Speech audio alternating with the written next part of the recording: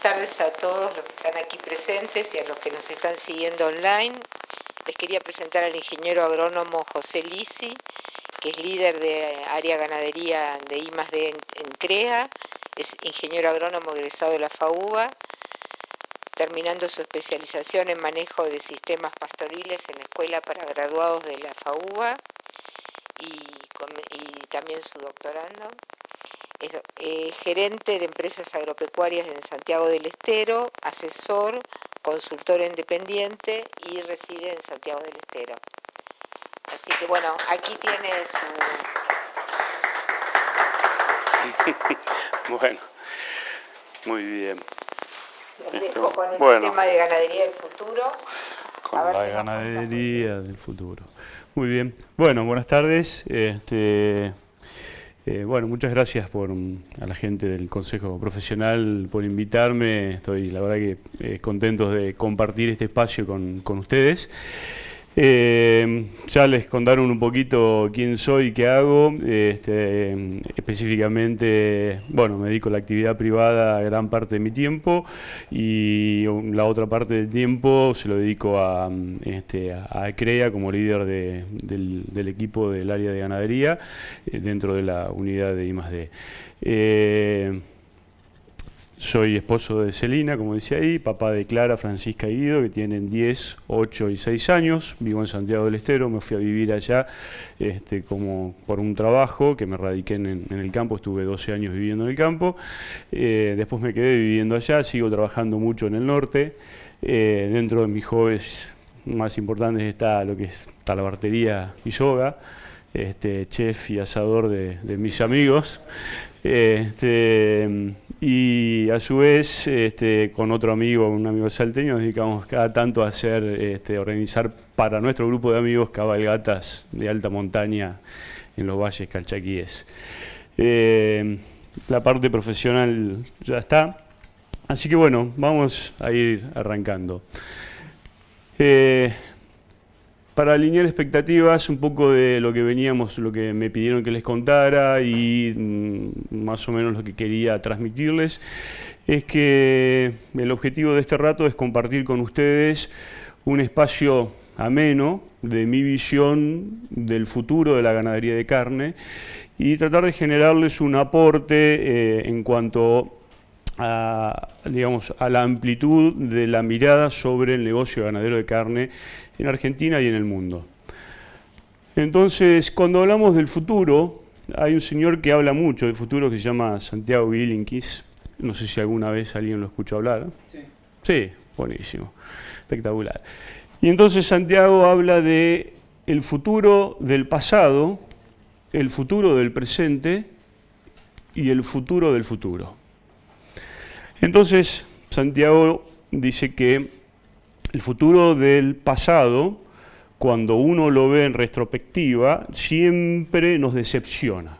O sea, nosotros nos imaginábamos el año 2000, todos vestidos de trajes metalizados, yendo al trabajo en naves espaciales voladoras, cosas que no pasaron.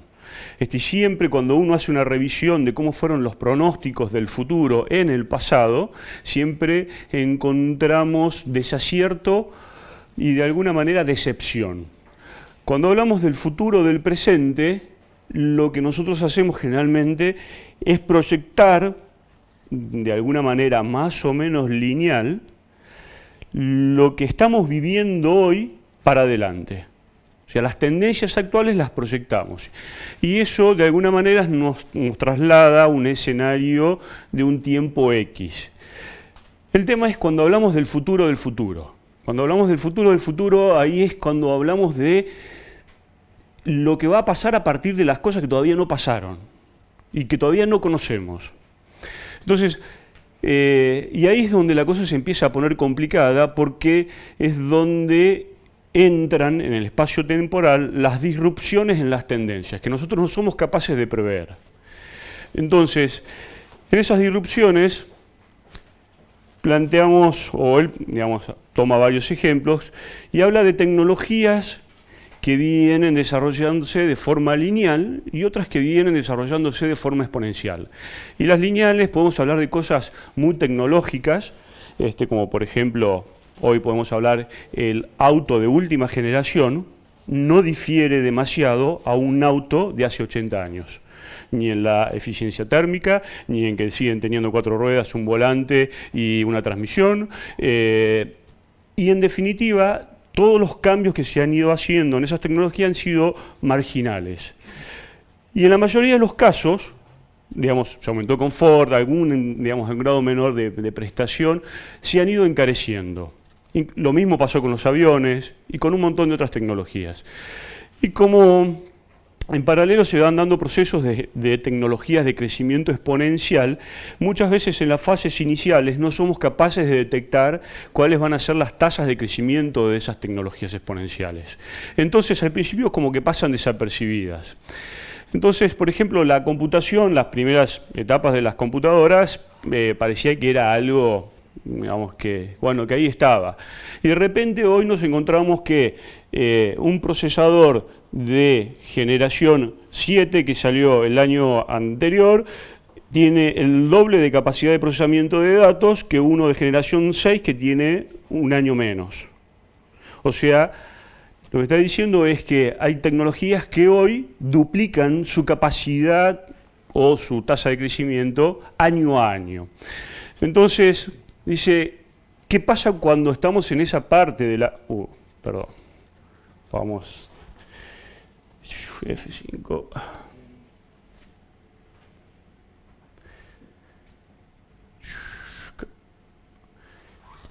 ¿Qué pasa cuando estamos en esta parte de la curva? Cuando estamos acá, o recién arrancando, donde se cruzan las curvas de lo que son crecimientos de tecnologías lineales versus exponenciales, es como que no nos damos cuenta.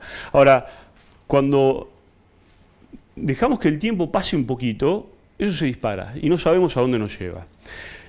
Y entonces, ahí tenemos un ejemplo muy claro, que es doblar 50 veces a la mitad un pedazo de papel. No es nada muy complicado, parecería ser, ¿no? Entonces, supongamos que ese papel mide 0,13 milímetros de espesor. Y si pudiésemos doblarlo 50 veces a la mitad, tendríamos 150 millones de kilómetros de espesor de papel, que es exactamente la distancia de la Tierra al Sol. Y esa es nuestra incapacidad de predecir o de prever esos cambios exponenciales. Entonces, las preguntas serían, ¿la ganadería crece, para empezar? Y si crece, ¿qué tipo de crecimiento tiene? ¿Exponencial, lineal? ¿Cómo puede ser el futuro del presente de la ganadería? Que tenemos algunos indicios. ¿Y cómo puede ser el futuro del futuro de la ganadería? Entonces, arranquemos. Vamos al pasado, el presente y el futuro del presente.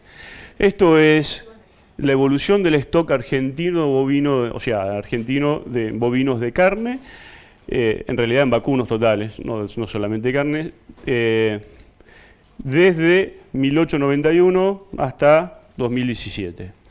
Y tenemos una fase de expansión muy clara, de crecimiento, y después una fase de los últimos 40 años, casi de estancamiento y con una leve tendencia a la baja. Si vemos lo que pasó ya en el periodo más reciente, marzo de 2006, tenemos como hito, por una serie de medidas desafortunadas, la sequía del 2008-2009, una liquidación importante y después una fase de retención. Y acá lo que a mí me parecía interesante que viéramos es, esta, digamos, ahí no tienen numeritos y después si quieren vamos a entrar un poquito más en detalle, pero la pendiente de esta caída es bastante mayor a la pendiente de esta recuperación. Entonces, ¿qué va a pasar ahora? Bueno, no sabemos. Después les contamos un poco. Ahora, acá empezamos con un tema más de dinámica de poblaciones. Eso es la relación ternero-vaca, que es un proxy o digamos, un indicador indirecto de la tasa de destete del rodeo argentino. Y estamos viendo que esa tasa de destete está entre 0, o sea, estuvo mucho tiempo entre 0,6 y 0,7. Y el último tiempo, un poquito más flojo. Más o menos el destete de equilibrio del rodeo está alrededor, un poquitito arriba de 0,7, dependiendo de la edad de refugo de las vacas y un poquito. O sea que la verdad es que si nosotros quisiéramos crecer de forma, digamos, o apropiada, deberíamos estar destetando en nuestros rodeos alrededor, alrededor o más del 70%. Y eso no ha venido pasando. Sin embargo, hemos tenido periodos de crecimiento. Entonces, ¿cómo se crece o cómo se creció en Argentina con 62% de destete? Bueno, esto es ese mismo indicador desagregado por algunos años por, tipo de productores en cuanto a stock bovino y por región, en este caso viendo provincia de Buenos Aires. Y acá lo que vemos es, por ejemplo, que los productores que tienen en este momento entre 1 y 100 vacas, o que tuvieron entre 1 y 100 vacas, destetaban alrededor de, en este caso, 65%, 65%, 68%, 70%. El promedio general de la provincia está en 77%, y entre el rango de productores más chicos y más grandes prácticamente no hay diferencia. Esa es la flechita amarilla.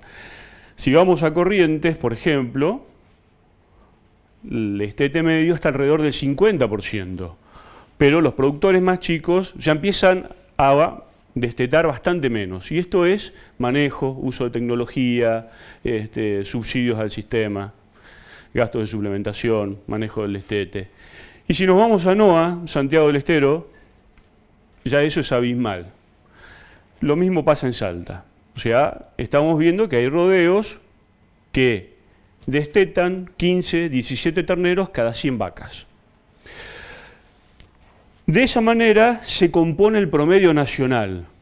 Entonces, muchas veces nosotros generalizamos y hablamos de promedios nacionales y de la tasa de destete y de la faena y de un montón de cosas, y el tema a veces no está en ver específicamente los promedios. Cuando uno se maneja solamente con los promedios de las poblaciones o de la dinámica o de las distribuciones o lo que sea, se está perdiendo una parte importante del panorama. Entonces, ¿cómo crecimos hasta ahora? Básicamente, de algunas vías, como esta es una, reteniendo vacas improductivas. O sea, quiere decir que normalmente, ¿qué es lo que pasaría? En un crecimiento ordenado de un rodeo, la vaca que no tiene cría debería ir a faena. ¿Qué es lo que pasa? En Argentina no. O sea, en Argentina hay un 40% de vacas que no tienen cría, sin embargo, del total de la población de vacas se faena un 10%. O sea que hay un 30% de las vacas que no tienen cría que sistemáticamente quedan en los rodeos todos los años. Esto básicamente es, si vamos a esto lo ponemos en el entorno de la epigenética, sería seleccionar sistemáticamente vacas por infertilidad. Por lo menos una parte del rodeo.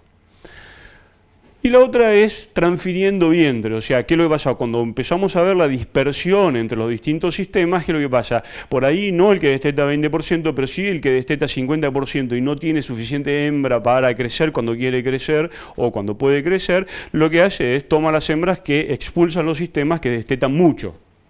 Entonces, se transfieren de un sistema a otro, de una región a otra. Bueno, esos han sido los medios por los cuales hemos estado creciendo hasta ahora. Entonces, para tener un crecimiento sostenido y virtuoso del sistema, digamos, el medio sería incrementar el destete. Y eso no pasa. Por lo menos no ha pasado. Es lo que venimos, o sea, viene planchadita la curva desde hace muchísimo. Ahora bien, este es otro indicador que se mira, que es la eficiencia de stock o la producción de carne, la producción neta de carne, kilogramos de carne por cabeza año. Y lo que estamos viendo ahí es que en Argentina hoy estamos alrededor de 52 kilos por cabeza año, y durante mucho tiempo hemos estado en esa franja de entre 40 y 70 kilos. Si vemos cómo ha evolucionado ese indicador, tenemos en realidad ese indicador se ha integrado a nivel de todo el rodeo. Vemos que la faena total, que sería esto, viene creciendo. Se acuerdan que acá había un crecimiento del stock, o sea que acá hubo una etapa de crecimiento de la faena o de producción de carne expresada digamos, o debida específicamente a dos factores, que el principal era el crecimiento del rodeo. ¿Se acuerdan cómo era la curva de crecimiento del rodeo? Y después que el crecimiento del rodeo tuvo un periodo, que yo les contaba que era más o menos en 1976, que sería acá, que el stock empezó a caer. Bueno, de alguna manera, si la producción de carne se mantuvo o creció un poquito, eso está implicando que se está faenando un poquitito más pesado. Entonces, los sistemas, nosotros hablamos de biología, hablamos de vacas, de tasa de destete, muchas veces nos encantan todos esos sistemas, el pasto, pero los sistemas son complejos, son muy complejos, porque hay 270.000 ganaderos en el país, de distintas regiones, con distintas realidades, con distintas formaciones, con distintas culturas, tomando decisiones. Y esas decisiones tienen que ver, a nosotros nos gusta creer que con señales del mercado. Como nos enseñaron cuando estudiamos alguna vez economía, las relaciones oferta-demanda-precio y todas estas cuestiones. Que básicamente es esto, ley de oferta-demanda-precio. Entonces lo que nos contaban era que eso, si esa es la curva de oferta y esa es la curva de demanda, en el punto de equilibrio está el precio de equilibrio. Entonces, volvemos a economía. Si se corre la oferta de demanda, tenemos un nuevo punto de equilibrio y un nuevo precio. Cuando esto nosotros lo intentamos analizar para nuestros modelos, para tratar de ver cómo es el comportamiento del mercado, pasa eso. No hay ningún tipo de correlación entre la oferta y la demanda, y el precio. O sea, si ven la correlación de esto, el R cuadrado es 0,05, el P no da. Entonces, esto es básicamente, estamos viendo oferta mensual de novillos contra el precio del novillo. Y esto tiene un comportamiento, digamos, bastante más complejo. Ahí se ve una tendencia, pero no explica casi nada. Entonces, decíamos esto, ¿no? Si la oferta y la demanda no explican el precio, ¿qué variables lo explican? Y esto, para mí, tomando este concepto que esto es relación entre poblaciones o los modelos de relación presa-predador, empezamos a ver que tiene este tipo de comportamiento, que se da en ciclos, ¿sí? La relación oferta-demanda tiene ciclos, tiene percepciones que tienen retrasos en el tiempo. O sea, uno tiene una percepción de cómo está el negocio hoy, cómo es el negocio hoy, la oferta, y eso va generando una situación de momento que va generando anclajes o perspectivas de precio que llegan a un punto que, como decíamos hoy, volviendo al tema con las tendencias, eso disrumpe y se genera un nuevo entorno y la oferta cae, la demanda sube, el precio sube, y esto viene pasando hace un montón de tiempo. Y eso es un poco lo que está pasando hoy, acentuado también por la sequía. Entonces, esos ciclos ganaderos, lo que llamamos ciclos ganaderos, antes pasaban cada 8 años, tuvimos un ciclo muy largo anterior, este último de 8, donde la curva azul es la faena o la oferta y la roja es el precio, y todo este periodo el precio estuvo por debajo de la faena. En el periodo nuevo están invertidas y a su vez lo que estábamos viendo es que esos ciclos cada vez se acortan más. ¿Qué cambió? Bueno, en este caso, del 2009 para acá, cambió la oferta estructural de carne por una liquidación muy grande y se incrementó lo que es la tasa de extracción de novillos o tasa de extracción de machos, que de alguna manera es lo que regula esa oferta-demanda, porque la tasa de extracción de hembras o las hembras que van a faena tiene, digamos, un piso que es relativamente fijo y un nivel en el cual fluctúan un poquito. Entonces lo que realmente regula o termina regulando el precio son los novillos. Bueno, a ver, entonces lo que nosotros preguntamos acá es qué hay que hacer para salir de este sistema vicioso de los ciclos ganaderos, de que de alguna manera tenemos un ciclo en el cual liquidamos, los precios bajan, después retenemos, los precios suben y así venimos de hace un tiempo. Básicamente en economía eso sería generar un mercado o un producto que tenga un comportamiento contracíclico. ¿sí? O sea, cuando mi negocio va para abajo, tengo que tener otro negocio que vaya para arriba. O un mercado que no esté sujeto a los mismos factores en el cual estoy operando, con lo cual me puede dar estabilidad en el tiempo. Y eso básicamente para nosotros es apuntar a exportar más, tener un mercado que no esté sujeto a los ciclos internos. Ahora bien, hablando de la ganadería del futuro, el tema es, bueno, ¿en qué está pensando el mundo? ¿Qué pasa con el mercado global? ¿A dónde va la ganadería en el mundo? Y como tendencia, acá ya empiezan a haber algunas cuestiones que se están empezando a discutir cada vez más y a poner muchísimo foco. Y la primera para mí tiene que ver con esto. Después de muchas discusiones hubo una serie de trabajos, de papers que se publicaron no hace mucho, que están empezando a acordar que la superficie potencialmente agrícola, llamémosla agrícola, de uso agrícola, o sea, producción de granos, de forrajes, ganadera, de cualquier tipo, en el mundo hoy, a la actual, se puede llegar a incrementar hasta un 30% más. Y eso implica, a su vez, recuperar mucha tierra degradada. Antes, o sea, había unas previsiones anteriores que decían que era bastante más.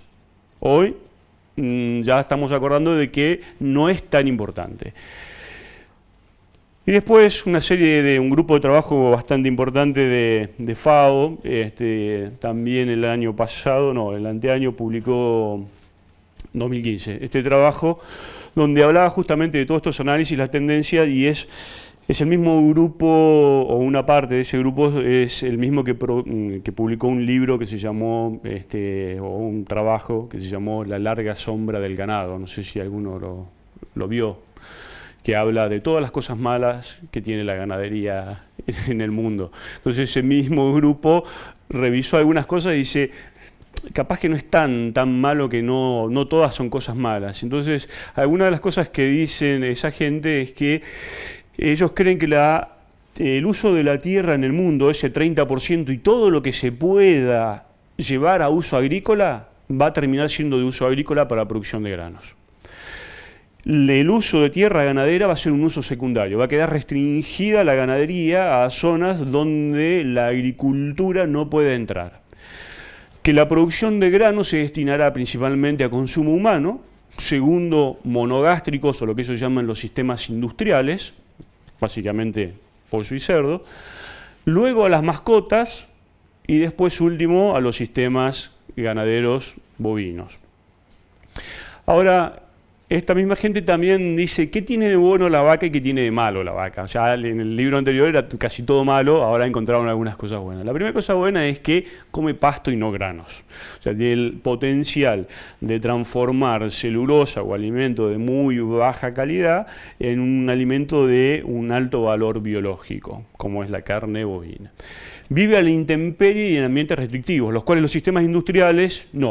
O sea, uno pone un pollo o un cerdo a la intemperie, al rigor del clima, con heladas o con temperaturas extremas, en los lugares en los cuales debería ir la producción pecuaria, y no resisten los sistemas. El tercero, que el consumidor lo identifica como un producto natural, con una altísima valoración de calidad, ¿sí? O sea que realmente en todas partes del mundo están dispuestos a pagar un muy alto valor por la carne de esta especie versus las otras. Entonces, y eso a su vez, cuando hablan de carne bovina, todavía se vincula a la vaca comiendo pasto en el campo libremente, tranquila, versus los sistemas industriales, donde la cosa se empieza a complicar un poco más. Ahora, hay un aspecto negativo, que es la contribución de la ganadería bovina a las emisiones de gases de efecto invernadero, que son importantes, tanto en metano como en óxido nitroso, en los sistemas más confinados o en los sistemas más intensivos y cerca de las ciudades, los manejos de efluentes. Y después una serie de campañas que hubo varias y sigue habiendo, que ellos lo ven y lo toman como parte del escenario, que eso va a seguir existiendo, campañas, pongámoslas así, de desprestigio, dirigidas, donde por ejemplo, desinforman directamente sobre la huella de agua de la producción de carne. Van a ver infografías, millones en internet, donde van a encontrar que para hacer un bife van a necesitar entre 17.000 y 22.000 litros de agua, que en realidad estamos viendo que es lluvia que cayó en el campo, en el pasto en algún lugar, y que si no se comía el pasto la vaca, lo mismo iba a caer. O sea que no, bueno, lo que es huella de carbono.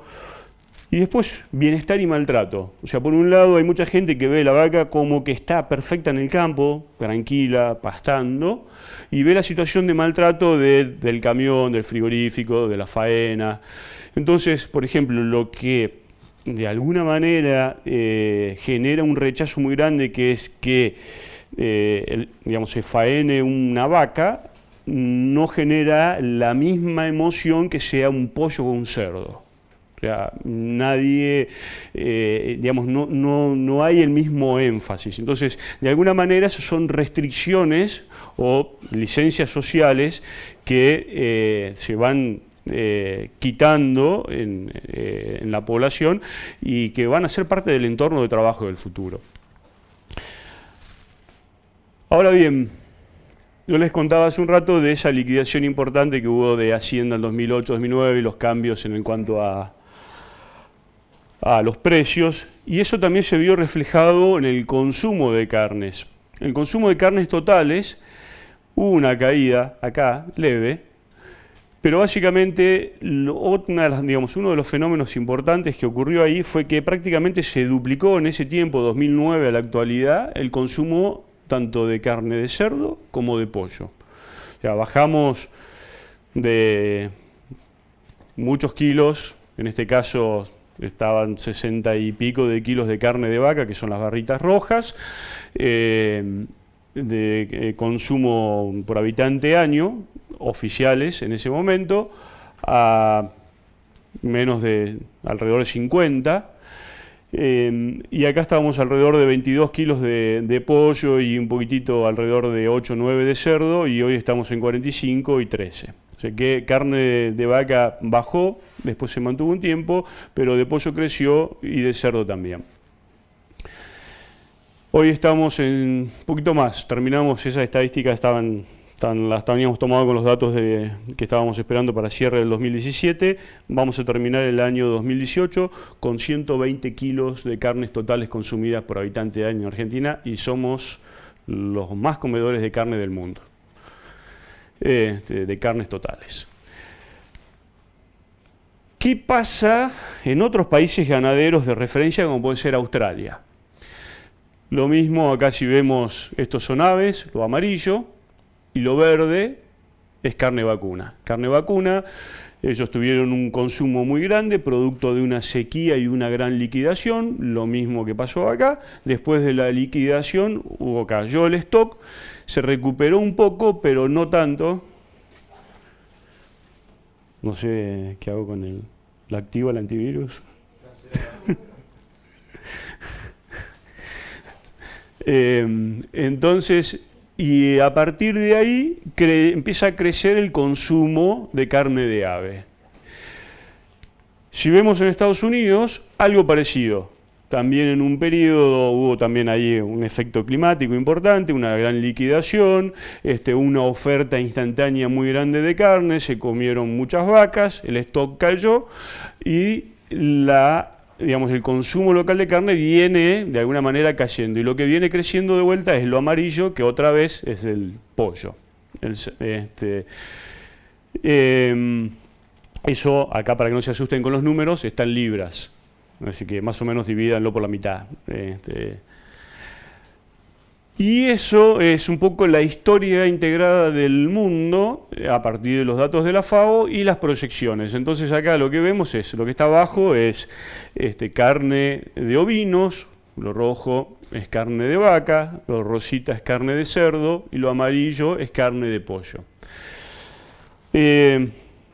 2017 es donde estamos hoy, esa línea gris es la tendencia de incremento de la población mundial a partir de los datos de Naciones Unidas. Y a partir del escenario que ellos proyectan, lo que tenemos acá es el escenario casi de máxima, es la línea roja esta, y la de mínima es la azul. O sea que esto es el ritmo máximo al que podría crecer la población, digamos, según el modelo de Naciones Unidas, y este es el de mínima. Entonces acá empiezan a surgir ya algunas cosas. Primero, vamos de vuelta recopilando un poco. Tenemos estos efectos de de alguna manera la tasa de extracción sobre el rodeo, sobre las faenas de hembras, esto de que cada vez que hay una liquidación en un rodeo, los rodeos en el mundo tardan en recuperarse, de que cada vez digamos, se come menos carne de vaca, y que de alguna manera lo que estamos viendo acá es que si vemos la relación, que acá no está hecha la cuenta, pero básicamente lo que estamos viendo acá es que la oferta de carnes totales, de alguna manera, estuvo bastante por debajo un tiempo de la población. Y a partir de, pongámosle 2024, de alguna manera se está previendo es que la demanda global de carnes se incremente, de carnes totales, o sea que sería la línea roja. A partir de ahí estaríamos en un punto en el cual estaríamos alcanzando, digamos, alrededor, en este caso, si quieren, para tener una idea de esos 120 kilos que nosotros estamos comiendo, si hacemos el promedio global, hoy estamos alrededor de 44 kilos. O sea, nosotros, si queremos ponerlos en términos relativos, nos comemos 3 veces la cantidad de carne que come el promedio del planeta. De todas maneras, la idea es que vaya, o la idea o las proyecciones es que vaya creciendo y que vaya habiendo cada vez más demanda. Y esa demanda, básicamente, lo que se espera es que va a estar satisfecha por carne de pollo, y algo menos de cerdo, y bastante menos de vaca, y casi nada de ovejas. Entonces, ¿se acuerdan lo que les conté de los ciclos? Que por ahí lo pasé medio rápido, no lo expliqué del todo con detenimiento, pero básicamente, de vuelta, esto es lo mismo, pero en Estados Unidos. Si vemos esta curva, acá lo que estamos viendo es el stock de vacas, en lo azul, y los precios de la hacienda, y el desfasaje y los ciclos. Y acá lo que es en rojo, ¿sí?, son la cosecha, como ponen ahí, o la tasa de extracción o la faena sobre el rodeo. Entonces, ¿qué es lo que pasa? Cuando la faena es muy baja a causa de una reducción del stock, los precios suben. Y estos ciclos se han venido repitiendo en el tiempo. Acá tienen desde 1974, de esa gran liquidación, de esa sequía, hasta ahora, cómo han sido, digamos, la dinámica de esos ciclos acá manifestada en el precio de la hacienda. Entonces, si vemos el comportamiento, por ejemplo, del rodeo de Estados Unidos, lo que vemos acá es que eso es en azul el stock de hacienda, lo que les decía de esta liquidación y la tendencia a que el stock se reduce, y la producción total o la faena total de carne. O sea, se redujo el stock, pero la producción no se reduce. Entonces, ¿qué explica ese incremento de la producción por animal? Básicamente el peso de faena. En este caso, el peso de faena en Estados Unidos está alrededor de 126 kilos por cabeza año. ¿Se acuerdan que yo les había contado que en Argentina estábamos alrededor de 52?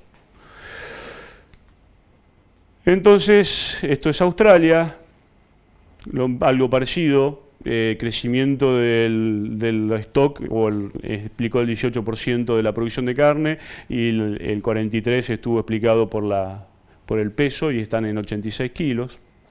Brasil, esto es lo mismo, lo que pasa es que Brasil, como venía desmontando y venía habilitando un montón de tierra, venía creciendo en el stock, hasta que llegó un punto donde se planchó y se quedó quietito.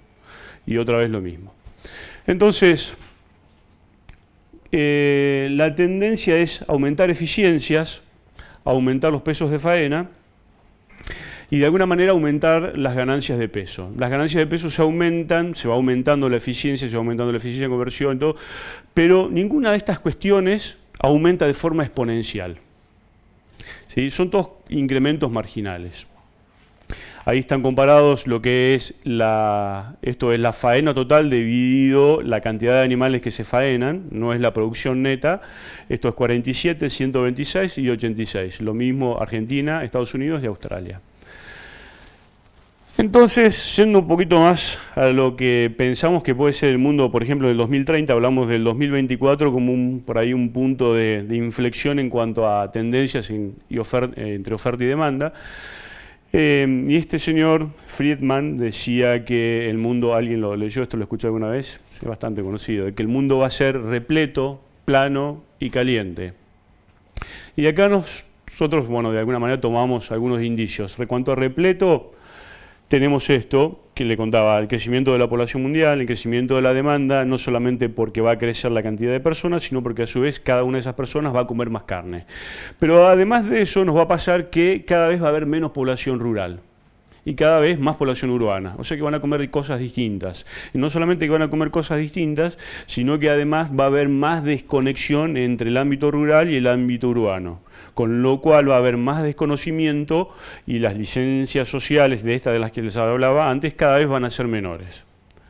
Entonces, antes como uno veía algo natural que la abuela matara a la gallina para hacer un estofado, hoy nadie ve a la abuela matando a una gallina para hacer un estofado.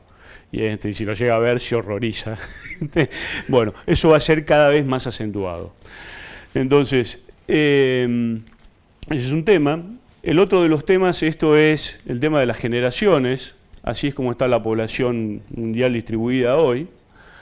Entonces, pensando de acá a 15, 20, 30 años, ¿quiénes van a ser los consumidores? ¿Quiénes van a definir esas políticas? Entonces, y cómo, digamos, los chicos que hoy están creciendo en este ambiente, en el caso generación Y o Z, dentro de no mucho tiempo van a ser los grandes consumidores los que van a imponer las tendencias masivas de consumo. Entonces, ¿cómo piensan ellos y cómo va a ser el mercado de consumo en ese momento? Entonces, una de las cosas, bueno, es que ya personas un poquito más grandes, de generación Y, se les preguntó si deseaban, o sea, si eran capaces o deseaban o tenían la intención de pagar más por productos más saludables o por productos que se produzcan de forma más sostenible, y con un N bastante importante se ve esta tendencia, que cada vez la gente está dispuesta a pagar más por cosas que sepan de dónde vienen o cómo se producen o cuestiones que tengan alguna diferenciación. Plano tiene que ver con la conectividad. Nosotros por ahí no nos damos cuenta. Hace no mucho estábamos en un congreso tecnológico y nos hablaban de innovación y nos contaban que, por ejemplo, periodistas deportivos, la gran innovación para el Mundial del 90, ¿alguien vio el Mundial del 90? Sí, wow. El Mundial del 90, Goico, qué gran. La gran innovación de ese momento era el fax. El fax, porque a partir del fax dejaron de esperar 15 días para tener el dato o la información o la conexión entre Europa y Argentina. O sea que en ese momento les ponían un fax, inmediatamente sabían qué era lo que había pasado. O sea, cosas que, digamos, en la previa, cosas que decían, a ver, ¿de qué estamos hablando? Es una locura. O sea que, y no mucho tiempo antes, estamos hablando, digamos, en términos de la evolución de los mercados globales y o sea, los barcos que llevaban carne en 1990 no son muy distintos a lo que llevan granos a lo que llevan hoy. Sin embargo, las comunicaciones, las transacciones, el flujo de información se aceleró muchísimo. Hoy todo el mundo está conectado, en tiempo real se entera de lo que pasa en cualquier parte del mundo. Eso no hace tanto, no pasaba. Para saber, digamos, qué había pasado con el mercado de granos en Chicago, lo que sea, teníamos que esperar bastante. Entonces, eso hoy hace que las respuestas sean más rápidas, los mercados se vuelvan más volátiles, que haya otro tipo de información. Y eso cada vez va a estar más potenciado.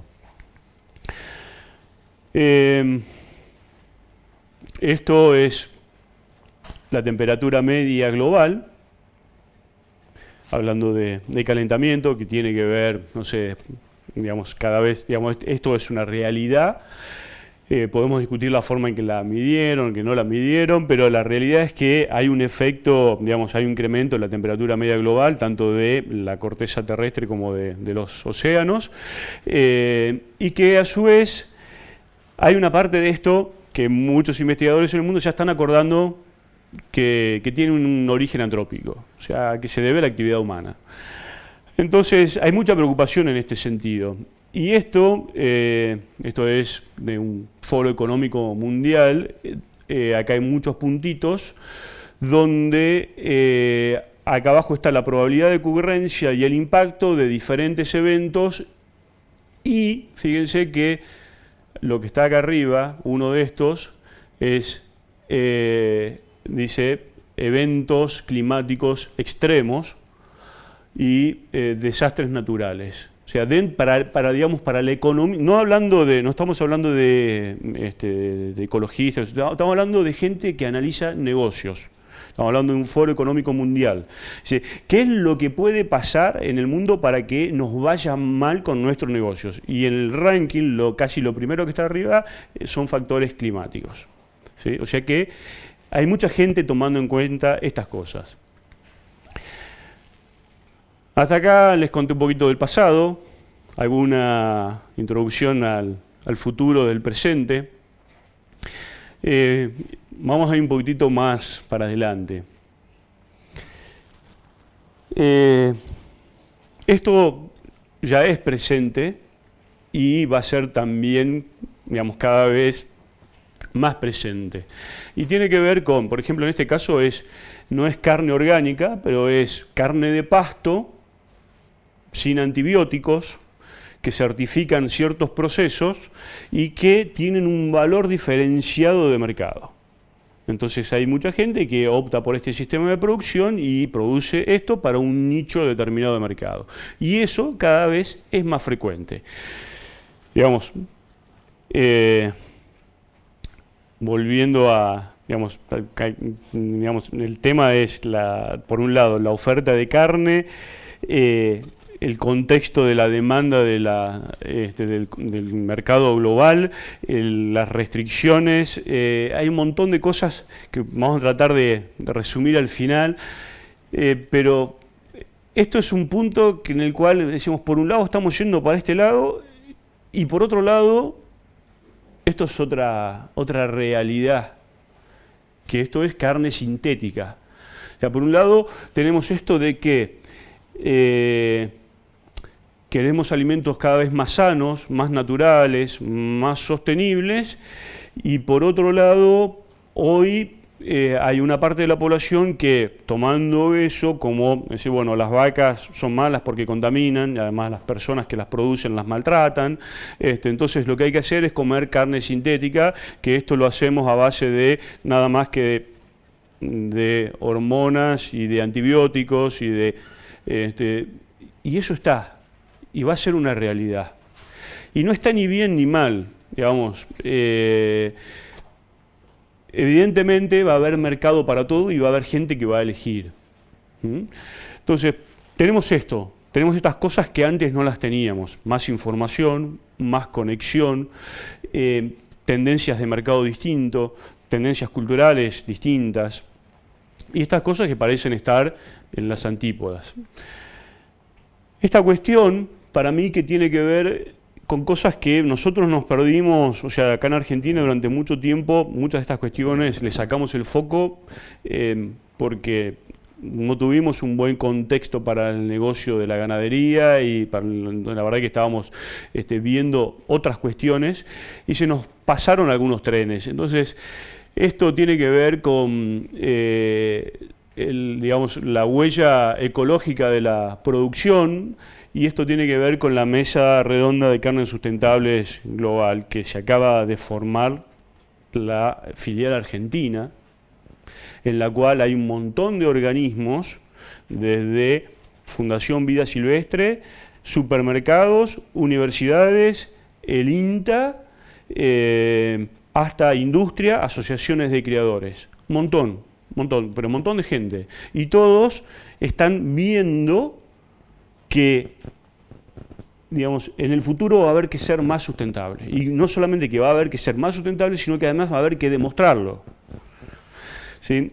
Y esto, por ejemplo, es un trabajo, digamos, esto es una elaboración propia a partir del trabajo de Jaurena de emisiones, donde estimaron un coeficiente de emisión de rumiantes, el IM, llevado a nuestras situaciones de los rodeos de cría. Entonces acá lo que tenemos es en el eje este, en el de abajo, pongámosle que este sea el X, el Y y el Z. En el eje X tenemos la tasa de destete anual de un rodeo promedio. Y acá tenemos el peso medio de destete de ese rodeo. Estamos hablando de un sistema de cría. Hoy les conté de los destetes, les conté de las eficiencias. Entonces, ¿se acuerdan? Por ejemplo, un sistema, no vamos a poner 20% de destete, pero vamos a ponerle 50% de destete, con un destete de 90 kilos, que es un sistema típico de corrientes de destete precoz, se hace digamos, el destete de un animal livianito.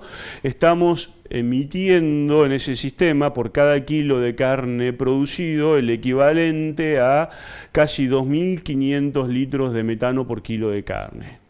Versus un sistema no vamos a poner 95, pero vamos a poner 90% de destete, 88% de destete con 180 kilos, perdón, en el cual estamos emitiendo 500, 5 veces menos. ¿Sí? Entonces, eso hoy no es una restricción, donde dentro de no mucho alguien nos va a decir, señores, no pueden producir de esa manera. ¿Sí? Tienen que revisar algunas cuestiones. Entonces, digamos, ya hay mucho trabajo en ese sentido y estamos viendo hoy, digamos, acá hay gente que toma decisiones en cuanto al negocio, en cuanto a la legislación, un montón de cosas, pero la realidad es que seguramente esto no se puede imponer por ley, pero seguramente dentro de no mucho tiempo van a acceder, así como esa carne sin hormonas y sin antibióticos y a pasto accede a un determinado tipo de mercados, el producto que se origine de acá va a acceder a otro tipo de mercados, ¿sí? Versus este que está acá. ¿Por qué? Porque, digamos, hoy es muy común ya en Europa comprar un pedazo de carne y que venga en el lado de atrás la huella de carbono de ese kilo de carne o de ese corte.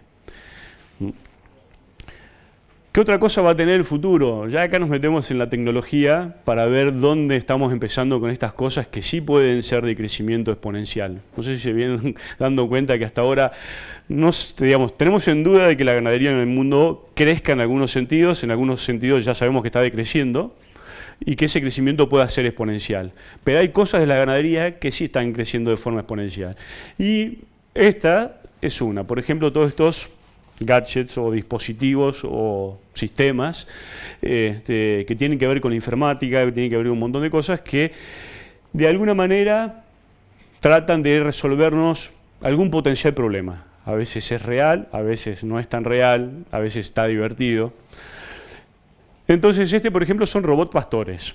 Allá en Argentina de esto ya hay algunos en tambos donde se programa el robot para que vaya corriendo y la franja y le asigne la zona de pastoreo al rodeo de acuerdo a que uno, digamos, como uno lo programó, ya sea en base a tasas de crecimiento, la demanda del rodeo, lo que sea.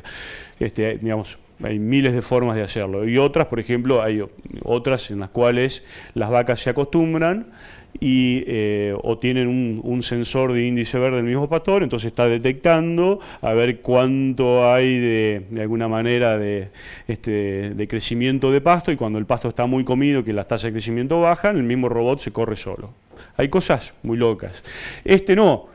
Tiene una cámara y tiene alguien, o sea, es una especie de dron terrestre que da una vuelta por el campo, mira las vacas, lo que haría un recorredor, por ejemplo. Incluso, digamos, una vez que las vacas se acostumbran, el mismo robot las va llevando a los lugares de pastoreo. Esto, que miren, fíjense, tiene fecha, esto salió en un diario de Australia, de Sydney, junio del 2007. ya tecnologías de collares como se empezaron a usar en las mascotas para asignar áreas de pastoreo a vacas. Entonces ya no le damos un potrero a un rodeo, le damos cierta cantidad de metros cuadrados y determinada calidad a cada una de las vacas. Entonces ya no, digamos, empiezan a aparecer paradigmas nuevos. Nosotros manejábamos, como les contaba antes, promedios, manejábamos rodeos y de repente tenemos la posibilidad de manejar animales individuales. Esto es lo que les contaba de, por ejemplo, hacer cosas divertidas. Este señor estaba medio aburrido, agarró el collar, lo programó, las puso en esa forma a las vacas, subió un dron y le sacó una foto. Se ve que le había resuelto mucho su problema de gestión del sistema, que le estaba empezando a sobrar un poco de tiempo.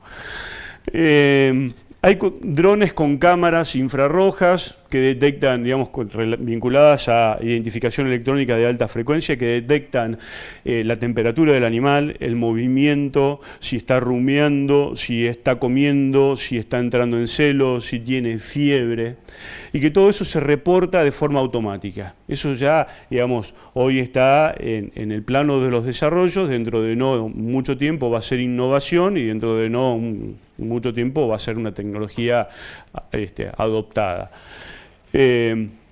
O tal vez que no. Hoy, esto fresquito, un paper publicado hace muy poquitito, en Italia.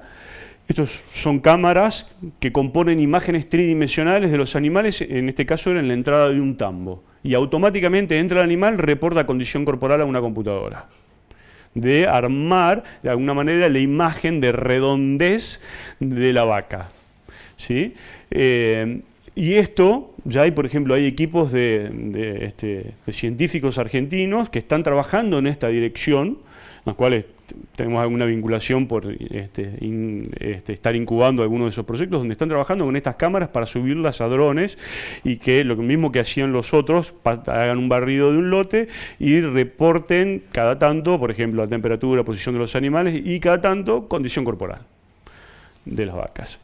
Esto es un campo en Queensland, en Australia, donde hay acá una balanza de tránsito, donde los animales cada vez que entran al bebedero se pesan automáticamente. No solamente eso, sino que un poquito más adelante hay un escáner láser donde el animal, digamos, va haciendo un perfil del animal a medida que va pasando y lo mismo que hace la imagen 3D del dron, lo hace con el escáner láser. Entonces, ¿qué pasa? En base a los datos de peso y los datos del escáner, te dice si el animal está gordo o flaco, y de acuerdo a cómo uno lo haya programado, tiene la oportunidad de un poquitito más adelante ponerle una puerta de aparte, entonces para gordo para un lado, flaco para otro. Entonces cuando uno tiene que cargar la hacienda, va y en el bebedero se encuentra, o en el senado del bebedero se encuentra todo lo flaco de un lado y todo lo gordo del otro, y elige. Entonces no hay que llevar los animales a la manga, no hay que apartar, y este sistema, ese es un campo muy importante donde hay un nene grande, y hay un equipo de argentinos trabajando en esto en Australia, Luciano González y su equipo. Esto es básicamente los reportes de la evolución, esto es la que está en negro, de la evolución del peso vivo de los novillos en ese sistema. Y esto, la línea de trazo, son las ganancias de peso. Acá está el peso vivo y esto es la ganancia diaria de peso. Y ahí se empezaron a dar cuenta de algunas cosas. Por ejemplo, este año, en este sistema, esto es el norte de Australia, lluvias estivales, pasturas megatérmicas, como veían ahí, hacienda Cebú, y no llueve en el invierno, con lo cual la calidad de pasto en invierno es muy baja, hay muy baja productividad, y cada una de estas linitas que aparece ahí son los cambios de potrero. Y las líneas de trazo verticales son los eventos de lluvia. Fíjense que ahí fue la última lluvia, acá fue la primera lluvia de primavera. Entre medio no hubo lluvias. Y fíjense lo que pasaba. Cada vez que había un cambio de potreros, que los animales entraban en un potrero nuevo, las ganancias de peso aumentaban o se mantenían. Y después empezaban a disminuir. Y tenían saltos, ¿no? Saltos. Fíjense que en este punto, por ejemplo, noviembre, a partir de casi, digamos, sería el último pastoreo de pasto diferido y el primero de pasto verde de las lluvias, ahí tuvieron la primera lluvia en noviembre, llegaron a perder casi 1,5 kilos por día. Y este sistema tiene monitoreados alrededor de 7.000 novillos de esa manera. Entonces, hablando con gente de este equipo, decía, imagínate, son 7.000 novillos que tenemos en algún caso 3 pesadas diarias de cada uno de ellos. O sea, alrededor de 20.000 datos de pesos individuales de la hacienda todos los días. Y si no los procesamos, ¿sí?, son 140, 200, 300.000 datos de pesadas individuales por semana. Entonces ya ahí empezamos con otras cuestiones, ¿no? Esto está buenísimo, el monitoreo, la información, todo, pero después, ¿qué hacemos con esa información? ¿Qué decisión tomamos? ¿Cuánta información de esa vamos a necesitar realmente?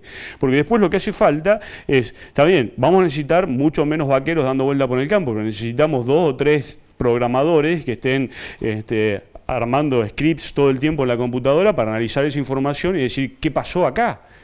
Y si no, en un mes decir, este mes no lo hago, colapsó la computadora, la balanza, el sistema, el dron. Entonces, esos son algunos de los desafíos. Bueno, eso era también parte de ese sistema. Ahí estaban un montón de los novillos, tenían collares con GPS, entonces lo mismo que veían los drones, con sensores de alta frecuencia, identificaban en cada momento dónde estaban en el potrero, dónde comían, dónde descansaban, dónde rumiaban. Entonces, básicamente este es el concepto que hoy se empieza a conocer y ya van a empezar a ver publicaciones y papers con este concepto que se llama Smart Farm, ¿no? El campo inteligente, como el smartphone, pero no tiene pantalla táctil todavía, pero y tiene que ver con un montón de dispositivos, caravanas, de las cuales balanzas, collares, drones, robots, gente que opera atrás, que, digamos, de alguna manera está creando algoritmos para tomar decisiones en función de esa información. Todo eso disponible en Internet dentro de no mucho, porque eso se va a manejar vía Internet, todo eso se va a subir y va a ser la red donde va a fluir esa información.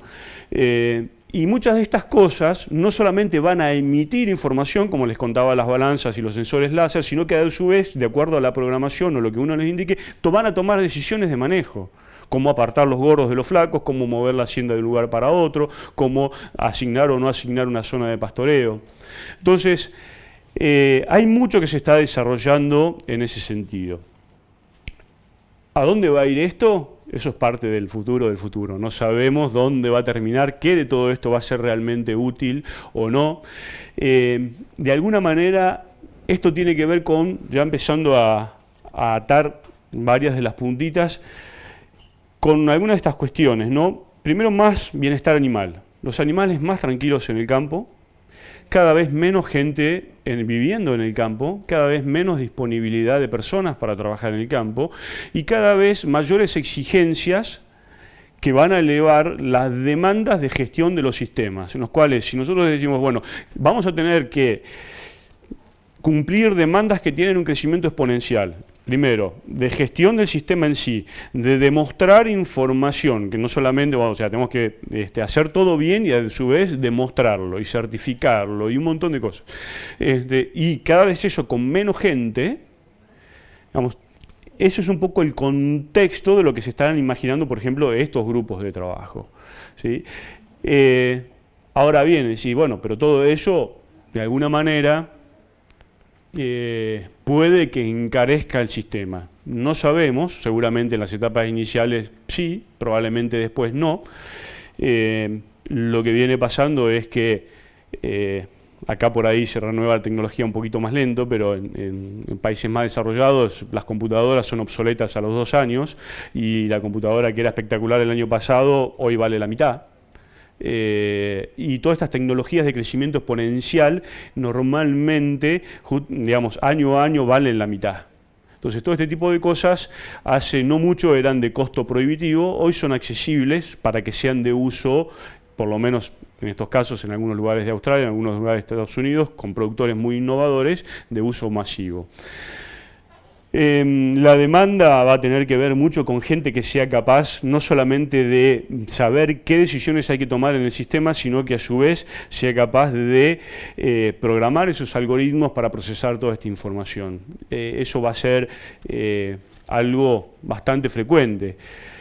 Otra de las cosas que va a pasar con esto, o que si esto ocurre, es que, por ejemplo, nosotros nos preguntamos en este sentido, ¿qué sentido tendría hacer, por ejemplo, un ensayo de pastoreo en una estación experimental cuando yo voy a tener la gran mayoría de los animales de mi sistema monitoreados todo el tiempo? Yo voy a saber todo lo que pasa, no de una muestra en un diseño experimental, sino de todo mi universo. Entonces, ya hay cuestiones que tienen que ver con la investigación, que tienen que ver con las estaciones experimentales, tienen que ver con la forma con la cual se hace ciencia, que también van a cambiar.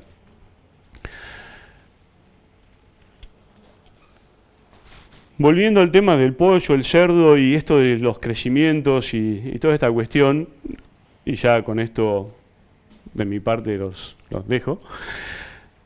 Una de las cosas que estamos viendo es ¿por qué se dan esos ciclos ganaderos? ¿Por qué los sistemas funcionan de esa manera? ¿Por qué el feedback es tan largo, digamos, después en las señales del mercado, ante esos eventos de liquidación? Y eso tiene que ver con la capacidad de respuesta que tienen los sistemas. Y justamente, si hablamos de esto, es prolificidad de las especies, pongámosle crías por madre año. En los bovinos estamos hoy sí o sí debajo de 1, y nosotros estamos bien por debajo de 1. En porcinos hoy están alrededor de 37, y en aves pongámosle 300 por poner un número, pero más o menos, poquito más, poquito menos, depende de los sistemas. Entonces, para mí, eso es una de las cuestiones, es uno de los ejes de por qué las poblaciones bovinas en el mundo después de estos eventos, ¿se acuerdan que decimos la pendiente de cómo baja es diferente de cómo sube? Después de lo que pasó en Estados Unidos, en Australia y en Argentina, lo que vimos es que después de las grandes liquidaciones prácticamente los stocks no se recuperan y que la tendencia global es, digamos, compensar la demanda con menos cabezas, poniéndole más kilos a cada cabeza y ganando más peso por día con cada una de esas cabezas. Entonces, y eso afecta, por ejemplo, no solamente eso de que para mí es esto la capacidad de adaptación y respuesta a los cambios en el ambiente, que, como les decía, también ¿se acuerdan lo que es riesgo climático, lo que decía el Foro Económico Mundial? Cada vez vamos a tener un clima en este contexto más cambiante, donde uno de los efectos del cambio climático va a ser el incremento de la variabilidad, o es lo que dicen los que estudian estas cuestiones, que dicen que por ahí va a incrementarse la frecuencia o la recurrencia de los eventos extremos, con lo cual en este panorama la capacidad de adaptarse a esas subidas y bajadas más rápidamente es mucho más importante.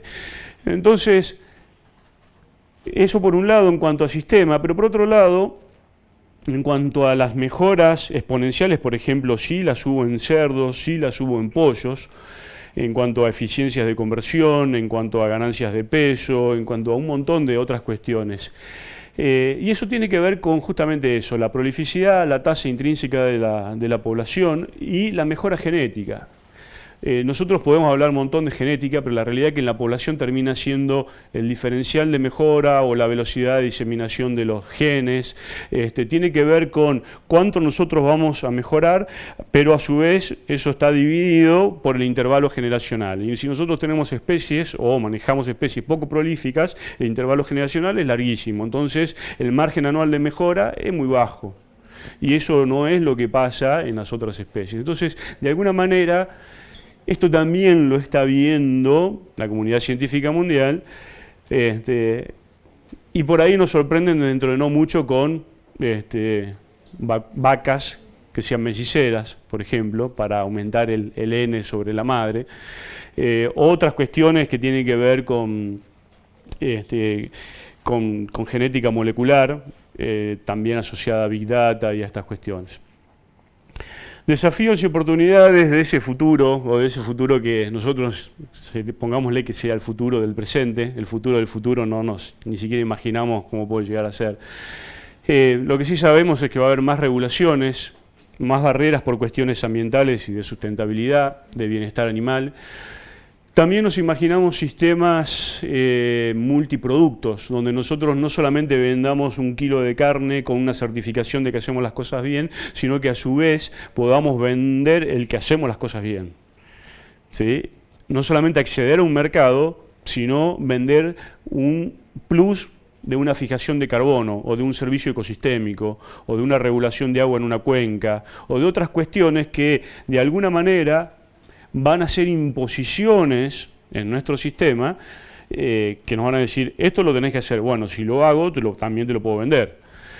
Consumidores con preferencias distintas y con una valoración distinta de los productos, con lo cual va a haber nichos, no solamente va a haber nuevos nichos, sino que además los nichos actuales se van a diferenciar más. Muchos dispositivos y herramientas para solucionarnos problemas diversos, en esta es la dirección de lo que veíamos recién, más nivel de gestión con menos personas. Problemas que probablemente hoy, si hablamos con la gente que desarrolla estas tecnologías que están en esto de la innovación a full, muchas de las veces no saben para qué están haciendo lo que están haciendo, cuál va a ser la utilidad práctica. Pero, digamos, estas cuestiones terminan persistiendo en el tiempo y de alguna manera se desarrollan. Y mucha más información de la que tenemos hoy de un montón de sistemas, hoy, digamos, por cuestiones de manejo, por cuestiones de trazabilidad, por cuestiones de mercados, va a haber mucha disponibilidad de información que hoy no tenemos.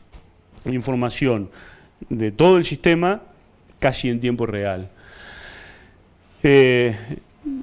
Uno de los temas ahí va a ser la capacidad de gestionar esos sistemas y de procesar esa información. De mi parte, es todo lo que quería contarles.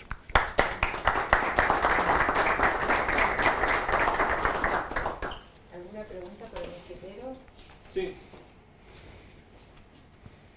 ¿Qué tal? Buenas tardes. No sé cómo ¿Está prendido, Mauro? Sí.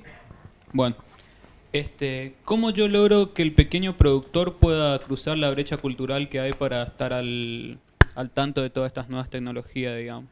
Porque el tipo puede estar en el campo arriba del tractor pensando cómo llevar las cosas adelante, un campo que heredó y una dinámica de trabajo que heredó, y tiene que estar al tanto y transitando el cambio para poder estar óptimo, digamos, frente a la competencia. No sé cómo se hace. Digamos, probablemente haya que sentarse con un equipo de sociólogos. Lo que sí le puedo decir es que en los países donde se dieron estos cambios y donde se está impulsando este tipo de tecnologías, básicamente Australia o Estados Unidos, no existe, son muy pocos, digamos, dentro de la población de productores agropecuarios, ese modelo de productor empresario que es mucho más común en Sudamérica. Con lo cual, el concepto de farmer típico de Estados Unidos o de Australia es eso que vos estás contando, o sea, es el dueño del campo con el productor familiar, altamente capacitado, muy informado, y que se hace tiempo, hoy se tiene que hacer tiempo para todo. Y por eso también está buscando este tipo de tecnologías, porque si no sabe que no lo puede gestionar. O sea, si va a estar pensando que tiene que estar arriba del tractor o que tiene que estar en la manga, se le van a escapar varias cosas. Entonces, justamente, muchas de estas cuestiones nacen de esa demanda. O sea, que esto no es una cuestión de poder adquisitivo o de tipo social de empresario, al contrario, justamente surge de ahí. ¿Mm? ¿Alguna otra pregunta?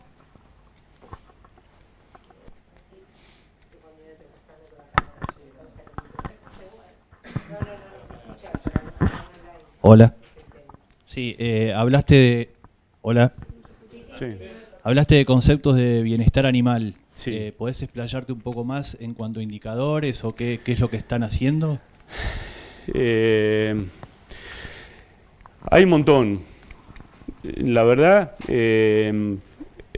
para nosotros el concepto de bienestar animal es un concepto que tiene que ser acordado entre las partes interesadas. Eso es lo primero, al igual que lo que es buenas prácticas.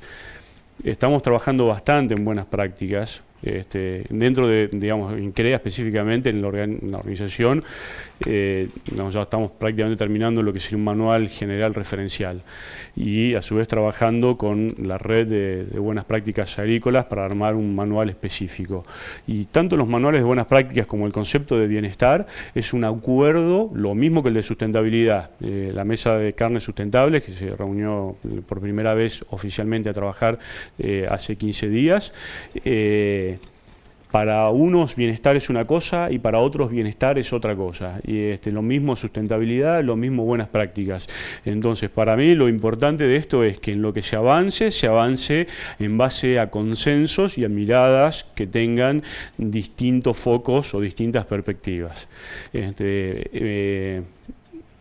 Porque si no, podemos empezar que esto sí, que lo otro no. Entonces, yo lo que sí creo es que hay un montón de cuestiones que, digamos, pueden rozar lo éticamente correcto o no, pero la realidad es que buenas prácticas, bienestar animal, sustentabilidad, tiene que ver más con acuerdos que con indicadores específicos.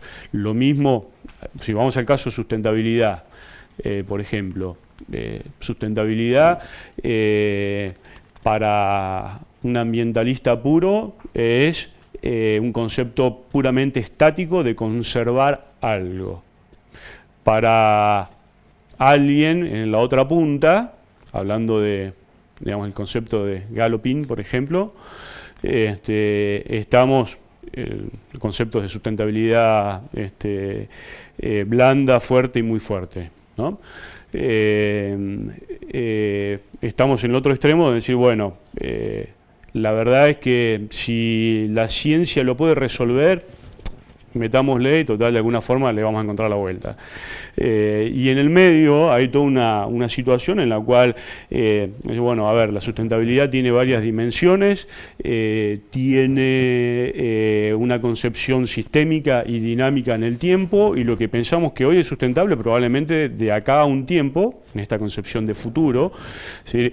Lo que hoy pensamos que va a ser sustentable en el tiempo, de acá a 10, 15 o 20 años miramos para atrás y nos damos cuenta de que no fue sustentable.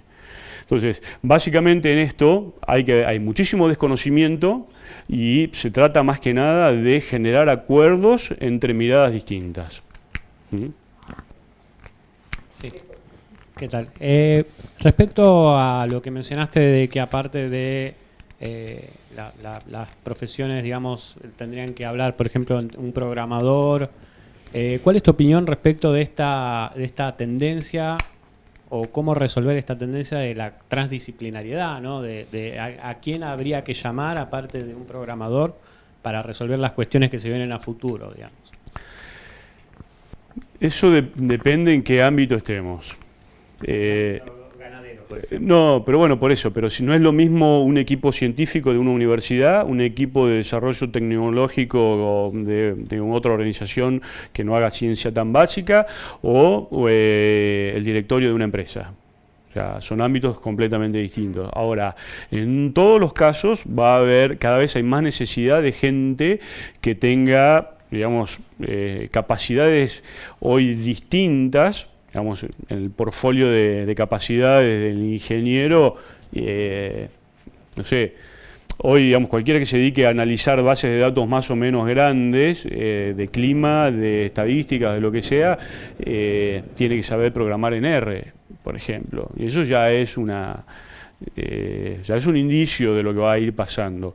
Entonces, y ya los equipos empiezan a tener, incluso dentro de cada una de las profesiones, niveles de especialización o de expertise muy diversos, y eso por ahí tiene que ver con la formación postprofesional y el ámbito en el que se desarrollen.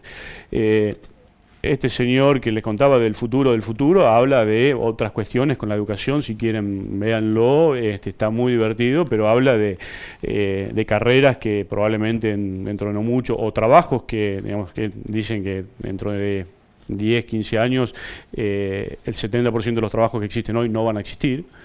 Entonces, o que las carreras van a tener que ser distintas, o que las personas van a tener que recibirse de 4 o 5 carreras distintas. Entonces que los métodos de estudio van a ser diferentes. Entonces, bueno, yo creo que no sé cuánto de eso va a pasar, pero sí creo digamos, que hay que tener miradas distintas, que los equipos tienen que ser, digamos, no sé si multidisciplinarios, seguramente lo sean. Yo trabajo en muchos equipos multidisciplinarios con gente especialista en finanzas, con gente especialista en agricultura, con gente especialista en administración, dentro de ingenieros agrónomos, uno especialista, hiperespecialista en algún tema, y eso cada vez hay más. El tema, entonces, para mí los grandes desafíos en cuanto a eso va a pasar un poco por la capacidad de gestionar esos equipos y de enfocarlos en pos de lo que uno quiere lograr, pero yo creo que, digamos, apunta a que, digamos, va a haber que aprender muchas cosas y aprender a aprender más rápido. Vinculado a lo que vos decís, muchas de las búsquedas laborales ya están poniendo mucho énfasis en las capacidades y en las habilidades. Sí, hoy empieza a ser, digamos, muy importante la capacidad de aprender. No solamente los técnicos, las empresas. Eso es un concepto ya un poquito más viejo de un señor que se llama Peter Senge, que hablaba de las empresas inteligentes, que dice, bueno, que digamos, las empresas que van o digamos, la única, hablando en términos de ventajas competitivas, que dice que la única ventaja competitiva en el tiempo va a ser la capacidad de aprender rápido. Que todo lo demás cada vez caduca más rápido. Entonces, digamos, cuando uno tenga la capacidad de aprender y desaprender muy rápido, es donde va a estar digamos, en la línea de avanzada. Y eso es cada vez más frecuente, ¿no? ¿Alguna otra duda? Bueno, le agradecemos a José, entonces, por su... Bueno, no, gracias a ustedes. Bueno, muchas gracias.